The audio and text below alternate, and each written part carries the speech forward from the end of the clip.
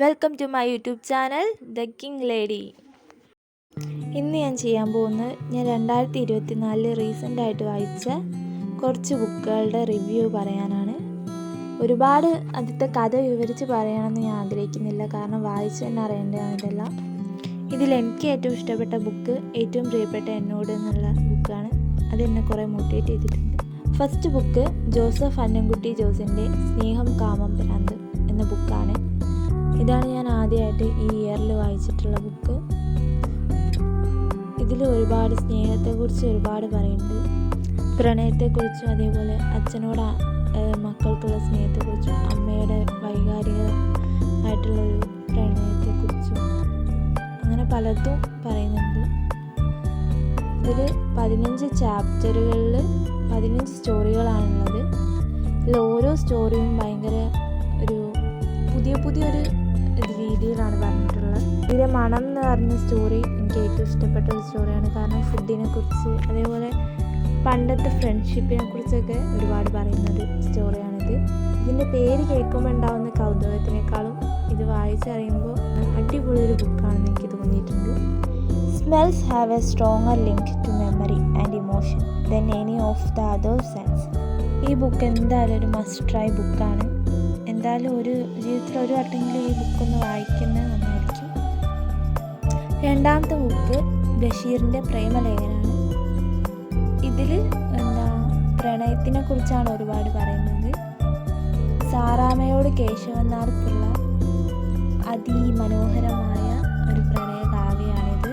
സാറാമ്മയ്ക്ക് വേണ്ടി കേശവൻ നായർ എഴുതുന്ന ഒരു പ്രേമലേഖനവും അതിന് മറുപടിയായിട്ട് സാറാമ്മ കൊടുക്കുന്ന തിരിച്ചടികളും, അതുപോലെ തന്നെ അവസാനം സാറാമ്മയ്ക്ക് തന്നെ കേശവൻ നായരെ ഇഷ്ടപ്പെടുകയും അവർ ഒളിച്ചോടുകയും ചെയ്യുന്നതാണ് ഈ കഥേൻ്റെ തീം.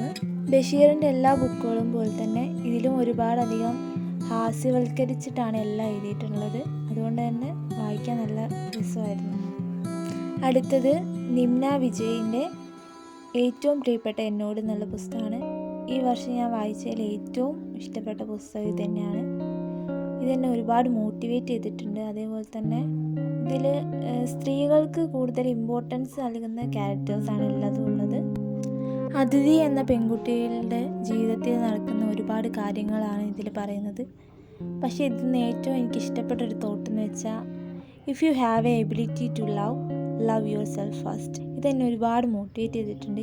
ഈ കഥ വായിച്ച് തീരുമ്പോൾ നമുക്ക് തന്നെ മനസ്സിലാവും ഫസ്റ്റ് സ്നേഹിക്കേണ്ടത് നമ്മളെ തന്നെയാണെന്നുള്ളത്. കാരണം അവസാന വഴി വരെ നമ്മുടെ കൂടെ ഉണ്ടാകുന്നത് നമ്മൾ മാത്രമായിരിക്കും. അത് എനിക്കെന്നല്ല ഏതൊരു പെൺകുട്ടിക്കും ഒരുപാട് റിലേറ്റഡ് ആവുന്ന ഒരുപാട് കാര്യങ്ങൾ ഈ ബുക്കുകളിലുണ്ട്. ഒരു പുരുഷൻ വായിക്കുന്നതിനേക്കാളും ഒരു സ്ത്രീ വായിച്ചാൽ അവൾക്ക് റിലേറ്റബിൾ ആവുന്ന ഒരുപാട് കാര്യങ്ങളുണ്ടാവും. അതുകൊണ്ട് എനിക്ക് ഭയങ്കര ഇഷ്ടപ്പെട്ട ഒരു ബുക്കാണ്. അടുത്തത് മാധവിക്കുട്ടിയുടെ നീർമാതളം പൂത്ത കാലം. ഇത് വയലാർ അവാർഡിന് വേണ്ടിയ ഒരു കൃതിയാണ്. ഇത് നാട്ടിൻപുറത്തുള്ള കുറേ വിശേഷങ്ങൾ അതുപോലെ തന്നെ ഗൃഹാതുരത്വം ഉണർത്തുന്ന ഒരുപാട് ഈ ബുക്ക് വായിക്കുമ്പോൾ ആ കാലത്തിലൂടെ ഇമാജിനറി ആയിട്ട് നമുക്ക് പോകാൻ പറ്റും. അത്ര ഭംഗിയിലാണ് എഴുതിയിട്ടുള്ളത്. മാധവിക്കുട്ടീൻ്റെ ഓരോ വാക്കുകളും നമ്മളെ മനസ്സിൽ തന്നെ കൊണ്ട് ആ ലോകത്തിലേക്ക് നമുക്ക് പോകാൻ പറ്റും. ആ കാലഘട്ടത്തിലേക്ക് പോയി ആ ഒരു സിറ്റുവേഷൻ ഓർക്കാനൊക്കെ നന്നായിട്ട് പറ്റും. ഇതിലെ പല വാക്കുകളുടെ അർത്ഥം മനസ്സിലാക്കാൻ എനിക്ക് കുറച്ച് ബുദ്ധിമുട്ടുണ്ടായിട്ടുണ്ട്. കാരണം ഞാൻ ഒരു ബിഗിനർ ആയതുകൊണ്ട് തന്നെ ഞാൻ ഒരുപാട് ബുക്കുകൾ വായിച്ചിട്ടൊന്നുമില്ല, കുറച്ച് ബുക്കുകളൊക്കെ വായിച്ചിട്ടുള്ളൂ. അപ്പോൾ അതുകൊണ്ട് തന്നെ മനസ്സിലാക്കാൻ കുറച്ച് ബുദ്ധിമുട്ടുകളൊക്കെ ഉണ്ടായിരുന്നു. ഇതൊരു വട്ടം കൂടി ഞാൻ വായിക്കണമെന്ന് ആഗ്രഹിക്കുന്നുണ്ട്. കാരണം ഇതിൻ്റെ പല മലയാളത്തിലുള്ള അർത്ഥങ്ങളെക്കാളും ആ ഒരു വാക്കിൻ്റെ ഡീപ്പായിട്ടുള്ളൊരു മീനിങ് ഉണ്ട്. അതെനിക്ക് മനസ്സിലാക്കാൻ കുറച്ച് ബുദ്ധിമുട്ടായിട്ട് തോന്നിയിട്ടുണ്ട്. കുറച്ച് ഇമോഷണൽ ടച്ചിങ് ഉള്ള ക്യാരക്ടേഴ്സാണ് ഇതിൽ വരുന്നത്. അടുത്തത് രചിത കുരുവട്ടൂരിൻ്റെ വയൽ മീൻ എന്ന് പറഞ്ഞൊരു പുസ്തകമാണ്. ഇത് ഞാൻ ഫുള്ളായിട്ട് വായിച്ചിട്ടില്ല. ഇതിലെ കഥകൾ മാത്രമേ വായിച്ചിട്ടുള്ളൂ. ഇതിൽ 2 കഥയും ഒരുപാട് കവിതകളാണുള്ളത്. കവിതകളോട് എനിക്ക് അത്ര താല്പര്യമില്ലാത്തതുകൊണ്ട് തന്നെ ഞാൻ കവിതകൾ അധികം വായിക്കാറില്ല. എനിക്ക് കഥകളോടാണ് ഇഷ്ടം. ഇത് എൻ്റെ നാട്ടിൽ തന്നെയുള്ള ഒരു ചേച്ചി എഴുതിയ ബുക്കാണ്. ഇത് ഞാൻ ഈ അടുത്ത് വായിച്ചു തീർത്ത പുസ്തകമാണ്. ഇതിലെ കഥാപാത്രങ്ങളൊക്കെ നമ്മൾ എത്ര അധികം സ്വാധീനിക്കുന്നുണ്ട്. ഈ കണക്ട് ചെയ്യുന്ന കുറേ കഥാപാത്രങ്ങളുണ്ട്. ഇതിൽ 5 മെയിൻ കഥാപാത്രങ്ങളാണ് മെയിൻ കവർ പേജിൽ വന്നിട്ടുള്ളത്.